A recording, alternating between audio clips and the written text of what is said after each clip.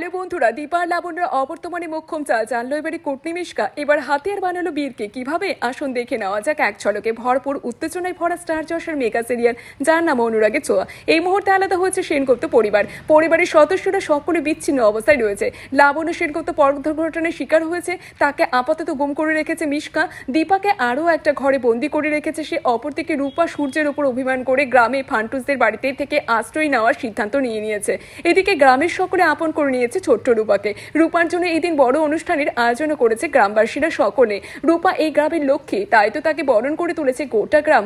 এদিকে ফান্টুস রূপার চিন্তায় জর্জরিত হয়ে রয়েছে। এত বড় বাড়ির বিয়ে রূপা, তাকে পড়াশোনা করাবে কোথায়? গ্রামের স্কুলে না কলকাতায়? কলকাতার স্কুলে পড়াশোনার খরচাও তো প্রচুর রয়েছে। ফান্টুসের মুখে একথা শুনে রূপা বলে ওঠে সে গ্রামের স্কুলে পড়াশোনা করবে, কলকাতার কোনো স্কুলে সে ভর্তি হবে না। লাট্টুকে নিজের ভাই মনে করে সে বেশ ভালোই আনন্দে রয়েছে ছোট্ট রূপা। খালি মাঝে মধ্যে বোন আর মায়ের কথা মনে পড়ছে। রূপার দৃঢ় বিশ্বাস মায়ের সঙ্গে একদিন না একদিন তার দেখা হবে।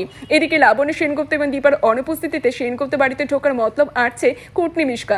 সে বীরকে হাতিয়ার করছে সে। পরিবারের সকলকে সহমর্মিতে দেখাতে গিয়ে বীরকে দেখার অনুমতি চেয়ে নেয়। আসলে বীর তো একটা অজুহাত মাত্র, তার টার্গেট তো রয়েছে সূর্য। বীরকে দেখার নাম করে সূর্যের কাছাকাছি থাকতে পারবে সে এই কুটনি মিশকা। তবে প্রথমে মিশকাকে বাধা দিয়েছে প্রবীর। তিনি জানান বাড়ির পরিস্থিতি ঠিক নেই, এই মুহূর্তে টিস্কাকে তারা চূড়ান্ত সিদ্ধান্ত জানাতে চায় না। তবে বীরকে নিয়ে যাওয়া প্রসঙ্গে কিন্তু সাই নেই প্রবীরেরও, সাই নেই বাড়ির বাকিদেরও, বাকি সদস্যদেরও। কারণ সেনগুপ্ত বাড়িতে তার অযত্ন হয়নি, হবেও না। মিশকা ফিরে যাওয়ার সময় সূর্যের সামনে গিয়ে বীরকে উদ্দেশ্য করে বলে তাদের খুব তাড়াতাড়ি আবারও দেখা হবে। এরপরে কি হতে চলেছে তারা আপডেট জানবার জন্য অবশ্যই আমাদের চ্যানেলটির সাথে এইভাবে জুড়ে থাকুন, পাশে থাকুন। ধন্যবাদ।